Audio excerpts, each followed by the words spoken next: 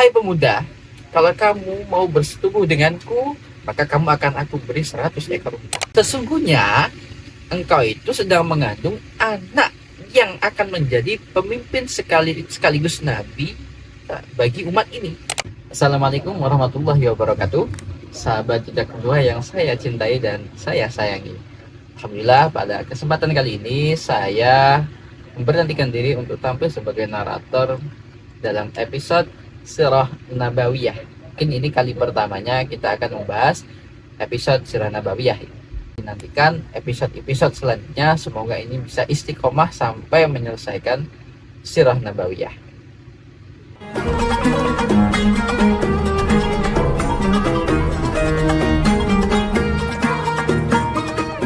Berbicara tentang Sirah Nabawiyah, mungkin kita akan flashback sedikit kepada bangsa Arab di masa jahiliyah.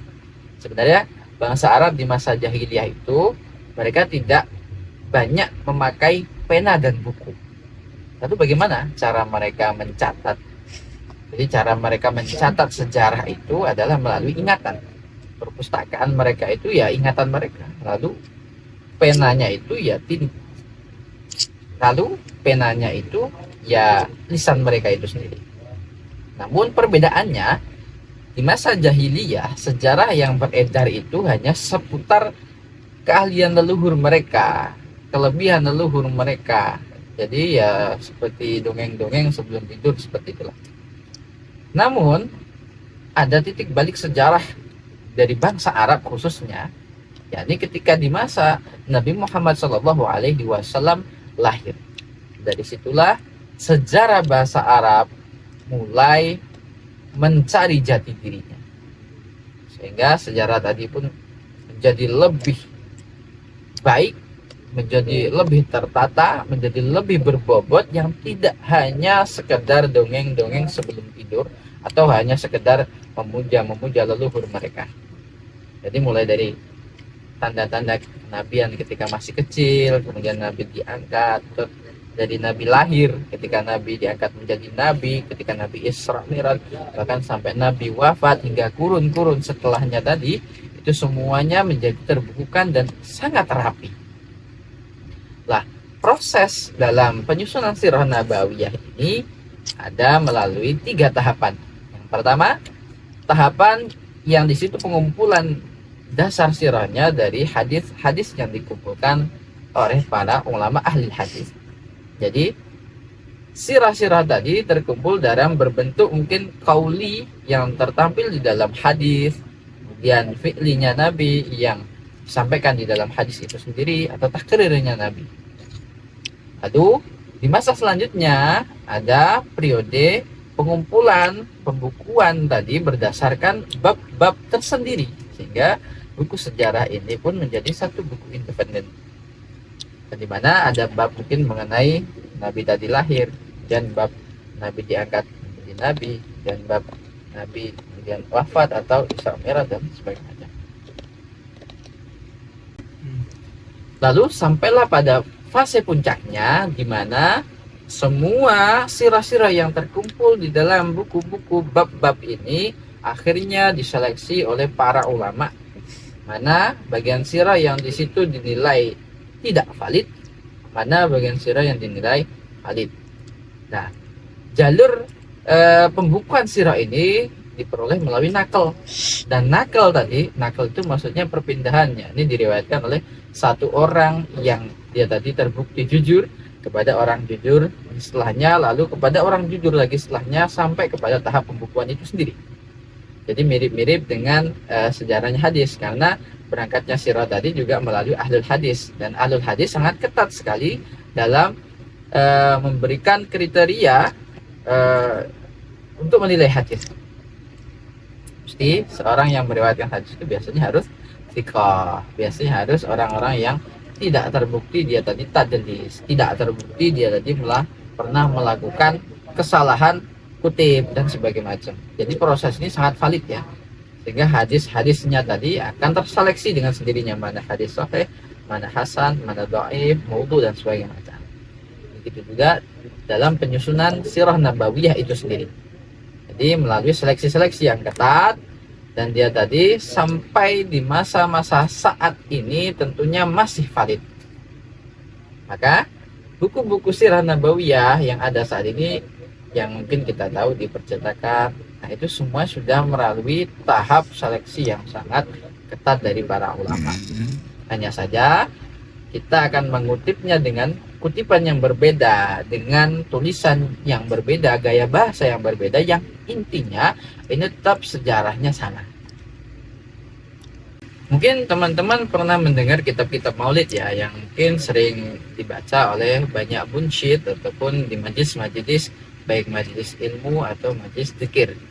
Nah, kitab maulid itu sendiri sebenarnya juga termasuk dalam kitab sirah. Cuman angelnya saja yang beda. Kalau kita maulid, ini kitab yang disusun secara ringkas dengan gaya-gaya bahasa yang sangat indah dan hanya menampilkan highlight kehidupan Nabi atau reelsnya kehidupan Nabi. Jadi tidak secara menyeluruh ya. Hanya bagian-bagian yang di situ sangat dramatis, seperti apa? Mulai detik-detik kelahirannya Nabi, mulai apa? Masa kecilnya Nabi, kemudian keajaiban-keajaiban yang dialami Nabi baik di masa kecil atau masa remaja, dan sampai ketika beliau diangkat menjadi Nabi, dan bagaimana cara beliau tadi berkehidupan, berakhlak, attitude beliau. Nah, sirah nabawiyah tadi hanya merangkum bagian-bagian itu. Namun pada dasarnya, maulid tadi hanya merangkum bagian-bagian tersebut. Maka pada dasarnya kitab maulid itu juga termasuk kitab sirah, cuman dalam berbentuk ringkas saja. Lalu seberapa urgent sebenarnya kita membahas sirah nabawiyah? Nah, ini perlu diketahui khususnya bagi orang-orang tua. Kenapa? Mungkin yang kita dengar, anak-anak kecil kita itu wajib diperintah untuk sholat, untuk beribadah. Tapi sebenarnya ada tahapan-tahapan untuk anak kecil dalam belajar. Yang pertama kali harus dipelajari oleh anak kecil, atau yang pertama kali harus diajarkan oleh orang tua kepada anaknya, sesuai dengan qaul daripada Ibnu Hajar Al-Haytami di dalam kitab Tuhfah, mengajarkan atau memberitahu bagaimana sang pembawa syariat itu sendiri, yakni Nabi Muhammad SAW, atau dalam istilahnya kita harus memperkenalkan bagaimana sih sirah Nabi secara ringkas. Ringkas itu apa? Bagian poin-poin yang sangat penting dan diperlukan. Contohnya, Nabi itu bernama Nabi Muhammad, kemudian beliau dilahirkan di Makkah, kemudian beliau wafat di Madinah ya. Nah, itu bagian-bagian penting untuk disampaikan kepada anak-anak kita. Jadi setelahnya tadi baru tauhid. Baru setelah itu kita mengajarkan syariat tadi berupa sholat, zakat, dan sebagainya macam. Jadi poin pertama yang harus kita ajarkan kepada anak-anak kita yang masih kecil adalah mengenalkan siapa Nabi kita. Supaya apa? Supaya anak-anak kita terbiasa mencintai Nabinya sejak dini. Sehingga apa? Ketika mereka melaksanakan ibadah yang itu diperintahkan di dalam Islam melalui nabinya, mereka akan paham bahwa apa yang diperintah itu adalah diperintah oleh orang yang mereka cintai sendiri. Maka secara logisnya ini begini, kalau anak kecil tadi diperintah untuk sholat, tapi mereka bingung nih, apa yang merintah, apa tiba-tiba merintah sholat, tentunya mereka malas tuh ngerjainnya. Tapi kalau kita kenalkan dulu Nabi itu siapa, Nabi itu bagaimana sih cinta kasihnya kepada umat ini, Nabi itu bagaimana sih akhlaknya kepada manusia, tentunya anak-anak kita pun akan tertarik dengan Nabi Muhammad SAW. Lalu kok ketika nantinya mereka itu diperintah sholat, kamu harus sholat, kamu harus puasa, mereka bertanya, kenapa harus puasa? Lalu Anda akan sebutkan, Nabi Muhammad memerintahkan kita untuk sholat, untuk berpuasa. Maka mereka akan sadar, oh ternyata yang memerintahkanku adalah sosok yang mereka idamkan, sosok yang mereka cintai sendiri. Maka mereka tidak akan masalah dalam mengerjakannya. Coba bayangkan saja kalau misalnya anaknya nggak tahu siapa Nabi Muhammad itu, tiba-tiba Anda suruh dia sholat, Anda suruh dia puasa, dia mungkin akan berpikir, ngapain coba saya disuruh-suruh seperti ini, siapa yang nyuruh-nyuruh begini.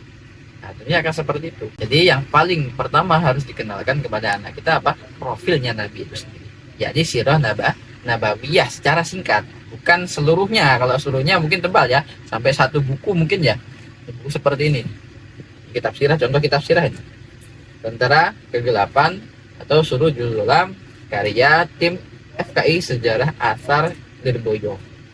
Ini contoh dari satu buku tentang sirah nabawiyah. Ya nggak mungkin kita mengenalkan, menceritakan setebal ini kepada anak kecil. Yang penting-penting saja, bagian penting-penting dari sirah itu sendiri.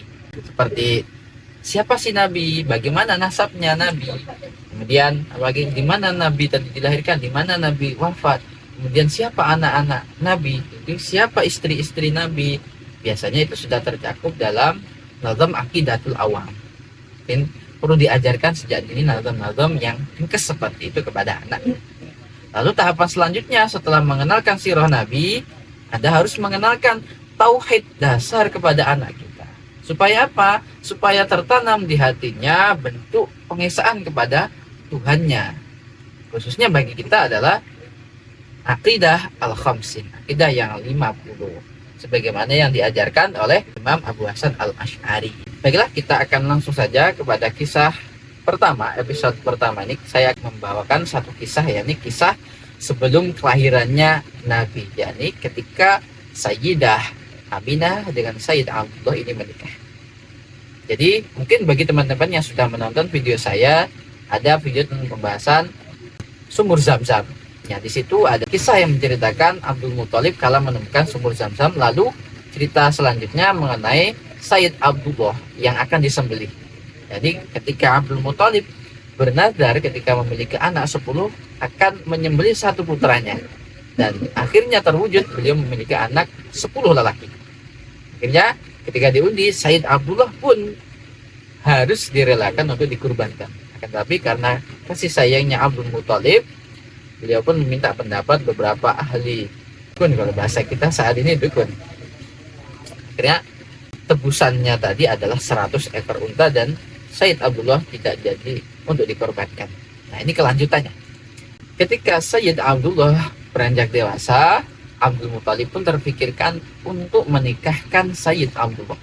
Akan tetapi Sayyid Abdullah ini adalah orang yang bak Nabi Yusuf di zaman itu ya.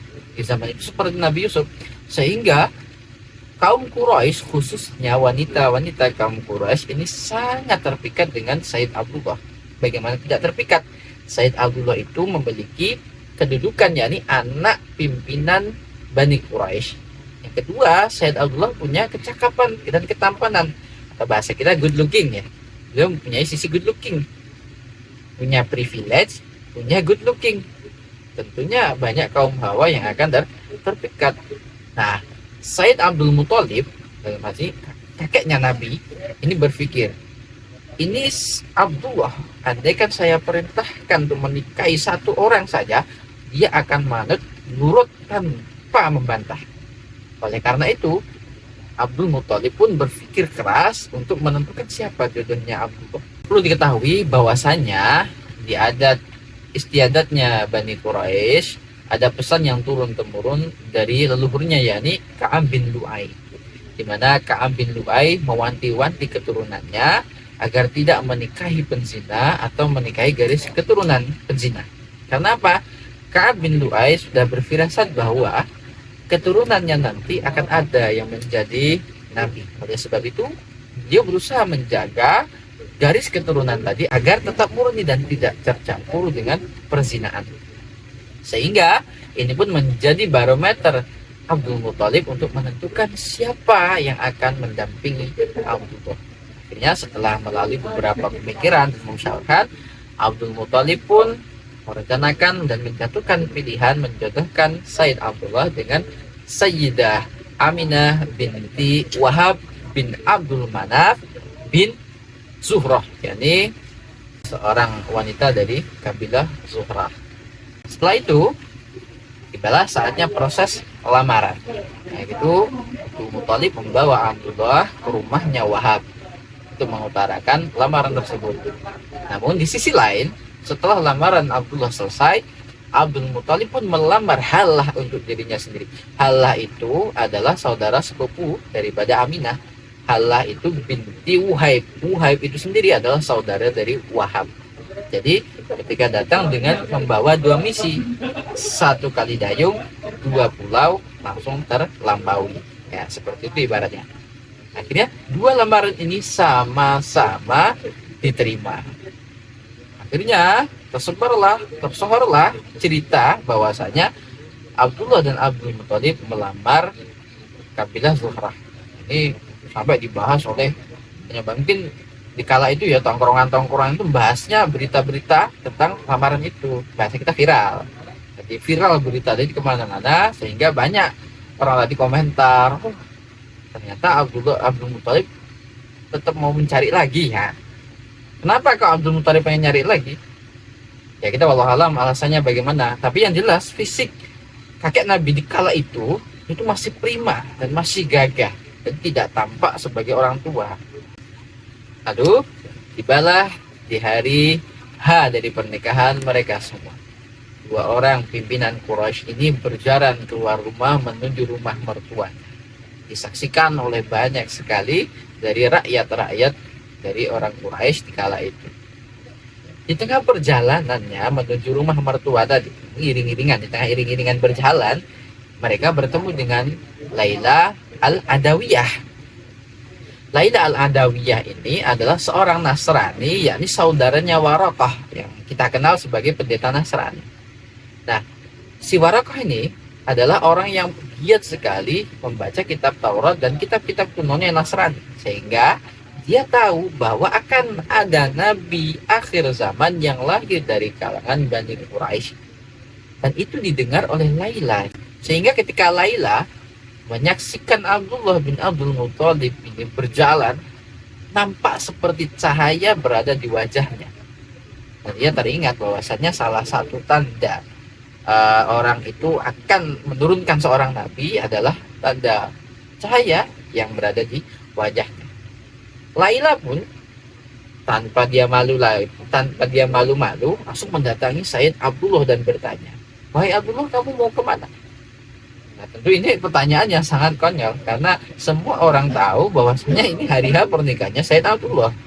Tidak mungkin ada orang bertanya seperti itu. Nah, pertanyaan Laila Al-Adawiyah ini sebenarnya hanya bentuk basa-basi saja. Karena sebenarnya Laila Al-Adawiyah ini tertarik untuk menikahi Sayyid Abdullah. Supaya apa? Supaya dirinya lah yang nanti kebagian untuk melahirkan Nabi itu sendiri. Karena dia sudah merasa bahwasanya Sayyid Abdullah ini yang nantinya akan memberikan keturunan seorang Nabi. Tetapi apa kata Sayyid Abdullah? Beliau tetap berprinsip mengikut apa yang sudah ditetapkan oleh ayahandanya, yakni Abdul Muthalib. Yang dimana ini tentunya lamaran dari Laila, bukan lamaran ya mungkin ya. Mungkin lebih tepatnya tawaran dari Laila ini ditolak. Padahal Laila sudah nawarkan, kalau kamu mau menikahi aku, maka akan aku beri kamu 100 ekor unta. Tetapi Sayyid Abdullah tetap berprinsip mengikuti apa yang sudah ayahandanya tetapkan. Lalu kabilah pun kita berjalan beriringan lagi menuju tempat mertua mereka. Belum sampai ke rumahnya Aminah binti Wahab, di tengah perjalanan mereka juga dihadang lagi oleh satu perempuan. Perempuan itu bernama Fatimah bin Mur al-Khafamiyah, seorang mungkin bisa dikatakan ya dukun dari kalangan Yahudi yang dia mendalami kitab Taurat. Dia pun juga mendapatkan firasat atau kesimpulan sama seperti Waraqah dan Laila Al-Adawiyah tadi, bahwa Sayyid Abdullah ini adalah orang yang nantinya akan melahirkan keturunan yang seorang nabi. Namun bahasa yang disampaikan oleh Fatimah bin Mur ini lebih vulgar. Dia mengatakan begini, "Wahai Abdullah, wahai pemuda, kalau kamu mau bersetubuh denganku, maka kamu akan aku beri 100 ekor unta." Lebih vulgar daripada apa yang dikatakan Laila. Nah, apa respon dari Abdullah? Ternyata Abdullah bin Abdul Muthalib merasa ini pelecehan, sehingga beliau katakan, sesuatu yang itu jelas-jelas haram, aku akan rela untuk menjauhinya. Dan sesuatu yang itu halal, maka tetap harus aku tahu lebih jelas tentangnya. Nah, kalau perkaranya haram, jelas beliau akan menjauhinya. Kalau perkaranya halal, Beliau tentu harus lebih meneliti perkara tersebut, tidak sembarangan gitu. Terus bagaimana mungkin aku bisa menuruti permintaan seperti ini? Karena orang yang besar atau orang yang mulia itu akan menjaga dirinya dan agama. Ini adalah jawaban yang sangat menohok yang menggambarkan bagaimana prinsip ayahanda Nabi Shallallahu Alaihi Wasallam yang sangat menjaga jiwa, kehormatan dan agamanya. Beliau tidak sembarangan menerima tawaran siapapun, dan beliau tetap berpegang prinsip kepada ayahandanya, yakni Abdul Thalib. Akhirnya akad nikah pun dilaksanakan, dan kemudian adatnya bagi orang Arab kala itu ya, ketika selesai akad nikah, maka si mempelai lelaki ini harus tinggal dulu di rumah mempelai perempuannya selama 3 hari. Lalu setelah itu baru boleh mereka tadi goyongan terserah di rumah sendiri atau di rumah mertua yang laki-laki, nggak apa-apa. Lalu setelah menikah, ya, kedua pengantin ini pengantin baru kan ceritanya. Jadi dua pengantin ini adalah pengantin yang sangat ideal, yang jelasnya dicemburui oleh banyak kalangan dari kaum Quraisy, terutama kaum Hawa. Kaum Hawa cemburu kenapa? Bagi mereka ini seperti hari patah hati nasional. Jadi para perempuan tadi sudah tidak ada harapan lagi saya bisa menikahi Abdullah, ya seperti itulah bayangan-bayangan mereka. Jadi karena pernikahan tadi akhirnya mereka tidak merasa bisa lagi menikahi Abdullah, karena Abdullah itu orangnya sangat manut dan sangat setia. Tidak mungkin dia akan berbagi dengan banyak perempuan, tidak mungkin. Lalu ya sebagaimana umumnya orang Mekah kala itu, di mana mata pencaharian mereka itu adalah berdagang. Maka Said Abdullah setelah membangun bahtera rumah tangga, dia tetap memikirkan bagaimana rumah tangga ini bisa dijalankan. Tentunya seperti uang dan sebagainya macam itu adalah kebutuhan harian ya, kebutuhan yang wajib, nafkah yang wajib untuk istri. Maka beliau pun ya sebagaimana umumnya orang Arab, ya ini berdagang. Kala itu beliau berdagang ke negeri Syria dan Palestina. Itu lumayan jauh ya, maka ke Syria ke Palestina. Untuk apa ya? Untuk tadi menyambung hidup. Lalu di tengah bepergiannya Sayyid Abdullah, Sayyidah Aminah ini bermimpi ditemui oleh seorang lelaki yang misterius. Lelaki itu bertanya di dalam mimpinya, apakah engkau sedang mengandung? Aminah yang mendengar pertanyaan lelaki tersebut tentunya bingung. Lah, saya nggak merasakan apa-apa, berat badan saya kayaknya nggak nambah. Kemudian tubuhnya ya sehat-sehat saja. Biasanya kalau orang hamil itu ada tanda-tanda tertentu ya, yang dia tahu kalau itu hamil. Cuman hanya satu aja, haidnya memang tidak teratur. Cuman itu, sisanya dia merasa seperti ya sehat-sehat saja. Lalu kata Aminah dijawabnya, saya tidak sedang hamil. Kemudian si lelaki misterius ini kemudian lanjut ngomong, sesungguhnya engkau itu sedang mengandung anak yang akan menjadi pemimpin sekaligus nabi bagi umat ini. Dia akan lahir pada hari Senin. Kemudian ketika dia lahir, engkau akan melihat cahaya yang menyinari kekaisaran Syria. Ya. Dan ketika dia sudah lahir, maka berilah nama bayi tersebut dengan nama Muhammad. Itulah salah satu mimpi Sayyidah Aminah. Tentunya Sayyidah Aminah kaget dan terharu dong mendengar berita di dalam mimpi tadi. Saking gembiranya, akhirnya ketika besoknya dia ceritakan mimpi tersebut kepada saudara-saudara perempuannya. Namun satu, dia belum cerita kepada suaminya karena suaminya sedang berpergian bisnis ke Syria dan Palestina tadi. Dia belum sempat menceritakan kalau dirinya tadi sedang hamil. Lalu Said Abdullah yang kala itu sudah menyelesaikan perdagangannya, menyelesaikan bisnisnya di Palestina dan Syria, beliau dan rombongannya pun pulang ke Makkah. Namun perjalanan rombongan tadi tentunya panjang ya, dari Palestina ke Makkah lewat Madinah dulu, baru Makkah itu sangat panjang. Dan zaman dulu kan tidak ada Traveloka, yang tiket.com tidak ada. Jadi semuanya pakai unta, dan unta itu kan lambat berjalannya, nggak kayak mobil ya. Dan lama sekali, membutuhkan waktu beberapa hari. Sehingga mungkin kondisi fisiknya Said Abdullah ini yang mungkin tidak begitu kuat, sehingga beliau akhirnya jatuh sakit ketika di Madinah. Sakitnya semakin hari semakin parah, yang terpaksa rombongan tadi harus meninggalkan Sayyid Abdullah tadi di Madinah, dititipkan kepada paman-pamannya yang ada di Madinah, yakni dari Bani Adi bin Najjar. Selanjutnya, rombongan-rombongan tersebut tidak mungkin membawa Sayyid Abdullah untuk ikut bersama ke Makkah karena parahnya sakit tersebut. Akhirnya, rombongan-rombongan tadi pun pulang duluan, karena bagi mereka juga nggak mungkin untuk nunggu Sayyid Abdullah di Madinah. Mereka sudah terlalu lama di negeri orang, jadi sudah terlalu mungkin kangen banget dengan keluarganya. Akhirnya mereka pulang, dan Sayyid Abdullah terpaksa ditinggal dulu di Madinah. Nah, rombongannya kemudian pulang sampai di Mekah, nah, bertemulah dengan Sayyid Abdul Muthalib. Sayyid Abdul Muthalib tentunya nanya dong, karena ini rombongan yang bersama Abdullah, kok nggak kelihatan Abdullah di mana gitu kan. Apalagi Abdullah itu adalah putra yang tersayang bagi diri. Tentunya beliau akan bertanya duluan, mana Abdullah? Terus rombongan tersebut pun mengatakan bahwa Sayyid Abdullah sedang sakit dan tidak bisa ikut pulang dan terpaksa harus dirawat dan istirahat di Madinah. Langsung seketika itu beliau Abdul Muthalib memerintahkan anak sulungnya, yakni Al-Harits, untuk segera menjemput Sayyid Abdullah ke Madinah.